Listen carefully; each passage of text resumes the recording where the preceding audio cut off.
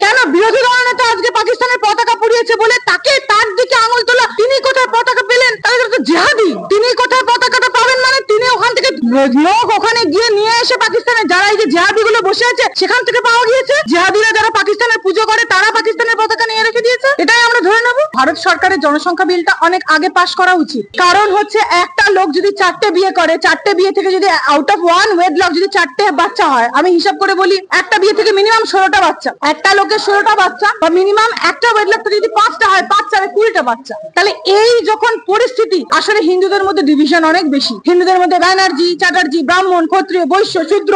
হিন্দুদের মধ্যে পলিটিক্যাল পার্টির অনেক ভাগ, যেমন টিএমসি, বিজেপি, কংগ্রেস, সিপিএম।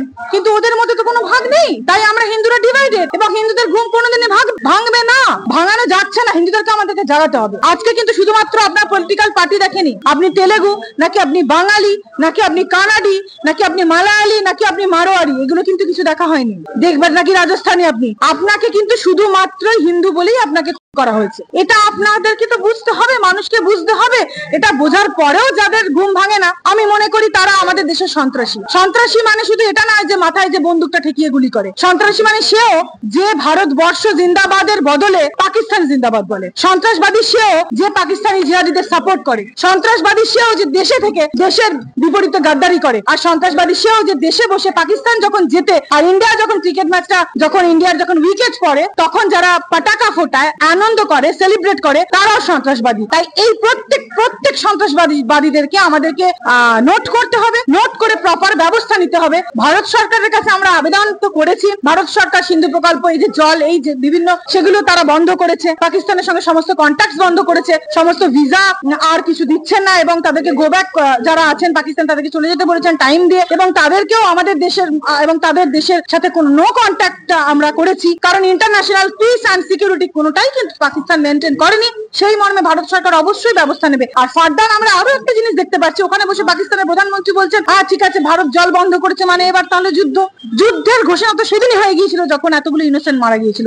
যুদ্ধের ঘোষণা তো তার আগেও হয়ে গিয়েছিল যখন পাকিস্তান ওপরে সম্পর্ক দেখিয়ে ভেতরে আমাদের ভারতকে বিনষ্ট করার পুরোপুরি চেষ্টা করে গিয়েছিল। সেদিনই যুদ্ধের শুরু হয়ে গিয়েছিল। ভারত কোনোদিনও যুদ্ধ করে না, ভারত শান্তির বার্তা আনে। কিন্তু যখন ভারতীয়দের প্রাণ যায়, ভারতকে যখন ভুলুণ্ঠিত করার, ধূলিসাৎ করার যখন খেলায় মেতে ওঠে, তখন ভারতও দেখিয়ে দিতে পারে যে আমরা আমাদের দেশ মৃত্তিকার প্রতি লয়াল। আমাদের ভারত মায়ের মাটিতে যখন এতগুলো রক্ত পড়েছে, সেই প্রতিটা রক্তের বদলা আমরা নেব এবং আমাদের ভারত সরকার নেবে, এই আশা রাখি। হিন্দু মুসলিমের রাজনীতি না করে বিজেপি যখন এতগুলো মুসলিম কমিউনিটির ছেলেকে বিএসএফ এ এমপ্লয়মেন্ট দিয়েছে, রিক্রুট করেছে, সেই ক্ষেত্রে তো তাদেরও দায় যে তারা মাননীয় মোদী সরকারের এবং আমাদের এই অমিত শাহজির আমাদের ভারতের প্রতি সেই লয়ালিটিটা রাখা, আত্মসমর্পণ করা।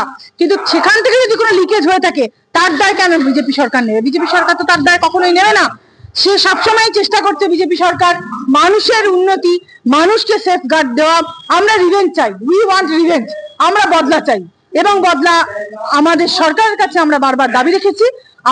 আমরা বারবার করে চেয়ে গেছি সরকারের কাছে। আমরা উইথ ফোল্ডেড হ্যান্ডস আবেদন রেখে গেছি, এর আগেও আমি মিডিয়াতেও আমি বলেছি এবং আমি ফার্দার নিজস্ব ভাবেও আমরা এখানে আইনজীবী মহল থেকে নমিনেশন করা হয়েছে যে আমরা রিভেঞ্জ চাই। কারণ প্রাণ যেগুলো তাজা, শুধুমাত্র হিন্দু হওয়ার কারণে যে মারা গেছেন, এটা মেনে নিতে অভিষেক বন্দ্যোপাধ্যায় মহাশয় বা মাননীয় মমতা ব্যানার্জি মহাশয় এটা বলতে অসুবিধাটা কোথায় আছে যে হিন্দু বলে নিধন হয়েছে।